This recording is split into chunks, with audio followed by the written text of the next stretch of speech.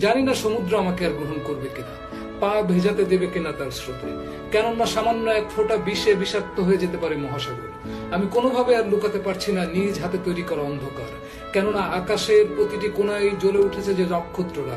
সমুদ্র আমাকে পরিত্যাগ করেছে, শুধু আমাকে গ্রহণ করার জন্য সে তো আর মেরে ফেলতে পারে না তার পেটের ভেতরে শান্তিতে ঘুরে বেড়ানো মাছেদের।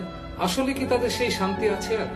আমি যে রাষ্ট্রে থাকি, তারা তাদের নিজের ছায়া থেকে সৃষ্ট শত্রুর ভয়ে সমুদ্রের তল দেশে পাঠিয়েছে ডুবোজাহাজ। এমন সতর্ক দৃষ্টিতে তারা ঘুরছে যেন স্বপ্নে নিজেরাই দেখামাত্র নিজেদেরকে তারা হত্যা করবে।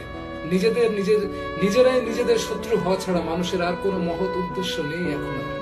আমি জানি না মানব সৃষ্ট দাবানলে পুড়ে যাওয়া একটা ছোট্ট ওরাংওটাং শিশুর অভিশাপ থেকে পৃথিবীর আগামীর মানব শিশুরা নিজেদেরকে আর উদ্ধার করতে পারবে কিনা।